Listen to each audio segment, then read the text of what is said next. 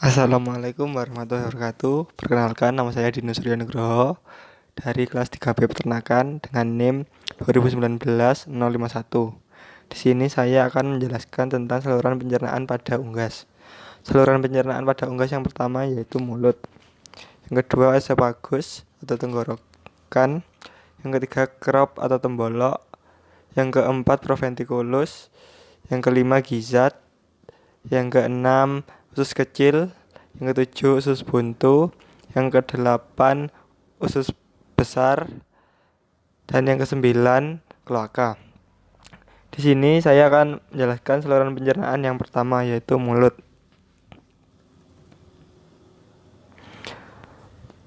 Mulut unggas mempunyai bibir, lidah, pipi, dan gigi sejati. Bagian mulut atas dan bawah tersusun atas lapisan tanduk. Bagian atas dan bawah mulut dihubungkan ke tenggorokan dan berfungsi sebagai engsel. Lidah unggas keras dan runcing seperti mata anak panah dengan arah ke depan. Bentuk seperti kail pada belakang lidah berfungsi untuk mendorong makanan ke esofagus waktu lidah digerakkan dari depan ke belakang.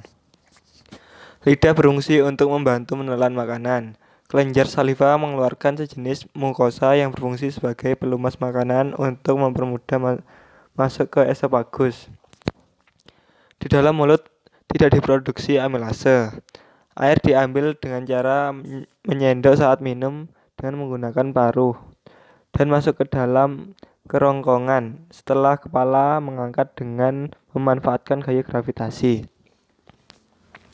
Yang kedua yaitu esofagus atau tenggorokan. Esofagus merupakan saluran memanjang berbentuk seperti tabung yang merupakan jalan makanan dari mulut sampai permulaan tembolok dan perbatasan paraksin pada bagian atas dan proventriculus bagian bawah. Dinding lapisan selaput lendir yang membantu melicinkan makanan untuk masuk ke tembolok. Setiap kali ayam menelan secara otomatis, esofagus menutup dengan adanya otot.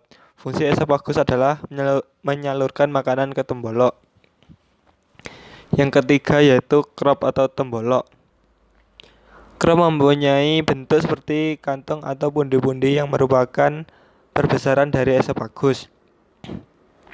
Pada bagian dindingnya terdapat banyak kelenjar mukosa yang menghasilkan getah yang berfungsi untuk melembekkan makanan. Crop berfungsi menyimpan dan menerima makanan untuk sementara sebelum masuk ke proventriculus. Terjadi sedikit atau sama sekali tidak terjadi pencernaan di dalamnya, kecuali jika ada sekresi kelenjar saliva dalam mulut. Pakan unggas yang berupa serat kasar dan bijian tinggal di dalam tembolok selama beberapa jam untuk proses pelunakan dan pengasaman. Hal ini disebabkan pada tembolok terdapat kelenjar yang mengeluarkan getah yang berfungsi untuk melunakkan makanan. Yang ketiga yaitu proventriculus. Proventriculus merupakan perbesaran terakhir dari esofagus dan juga merupakan perut sejati dari ayam. Juga merupakan kelenjar tempat terjadinya pencernaan secara enzimatik karena dindingnya disekresikan asam klorida. Pepsin dan getah lambung yang berguna mencerna protein. Sel kelenjar secara otomatis akan mengeluarkan cairan kelenjar perut begitu makanan melewatinya dengan cara berkerut secara mekanis. Karena makanan berjalan cepat dalam jangka waktu yang pendek di dalam proventriculus, maka pencernaan pada material makanan secara enzimatis sedikit terjadi. Yang keempat, gizzard atau rempela. Gizzard berbentuk oval dengan dua lubang masuk dan keluar pada bagian atas dan bawah. Bagian atas lubang pemasukan berasal dari proventriculus dan bagian bawah lubang pengeluaran menuju duodenum.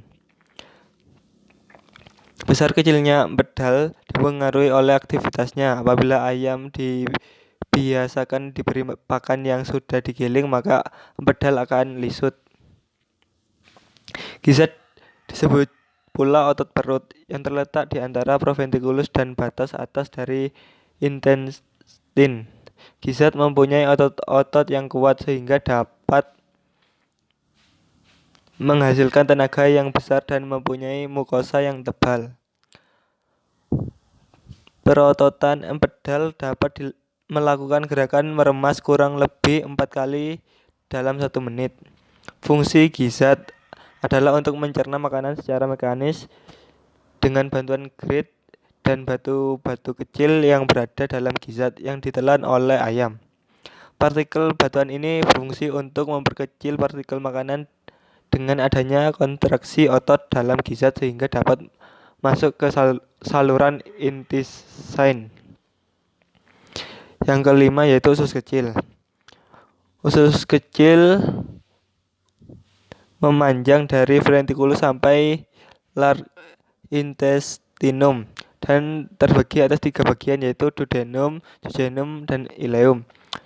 Duodenum berbentuk huruf V dengan bagian pars descendens sebagai bagian yang turun dan bagian pars ascendens sebagai bagian yang naik. Selaput mukosa pada dinding usus halus memiliki jonjot yang lembut dan menonjol seperti jari yang berfungsi sebagai penggerak aliran makan dan memperluas permukaan penyerapan nutrien. Pada bagian duodenum disekresikan enzim pankreatik yang berupa enzim amilase, lipase, dan tripsin.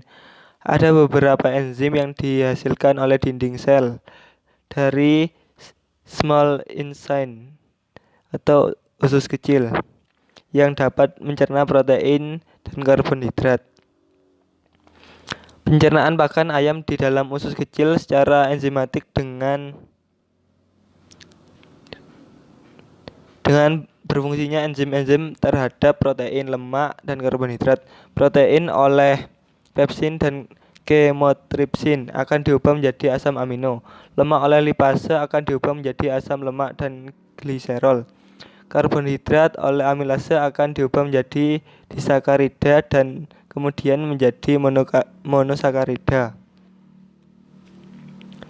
Yang ke-7 yaitu usus buntu atau seka. Usus buntu terletak di antara small intestine, usus kecil, dan large intestine, usus besar, dan pada kedua ujungnya buntu. Maka disebut juga usus buntu. Usus buntu mempunyai panjang sekitar 10-15 cm dan berisi calon tinja.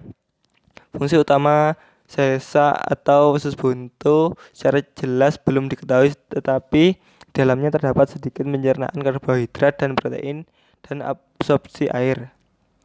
Di dalamnya juga terjadi digesti serat oleh aktivitas mikroorganisme. Yang ke-8 yaitu usus besar.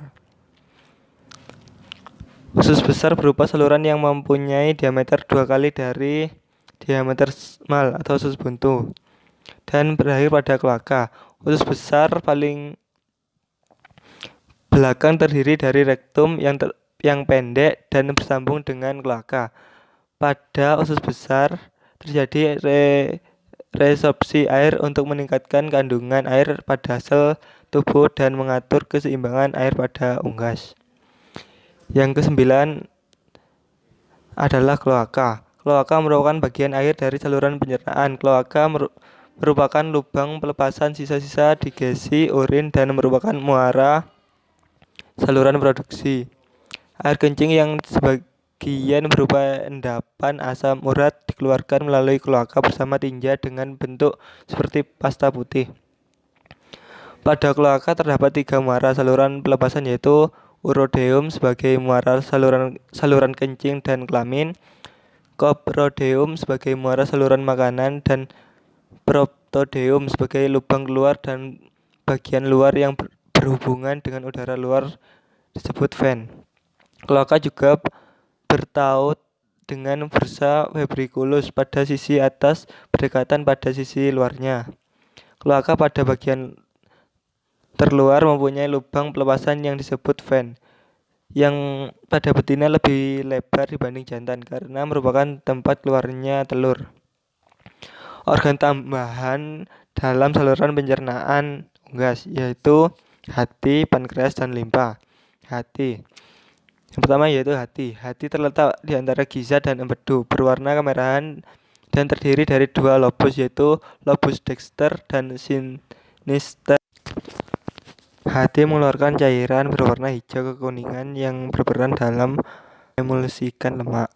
Cairan tersebut tersimpan di dalam sebuah kantung yang disebut kantung empedu yang terletak di lobus sebelah kanan.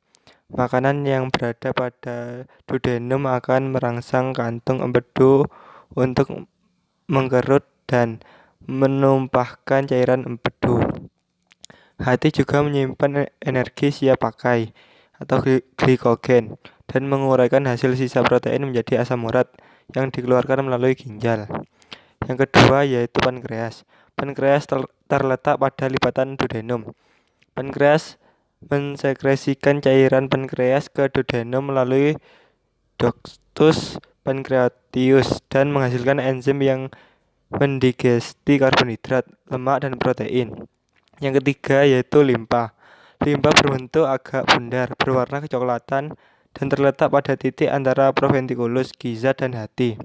Fungsi dari limpa sampai sekarang belum diketahui, hanya diduga sebagai tempat untuk memecah sel darah merah dan untuk menyimpan zat besi dalam darah.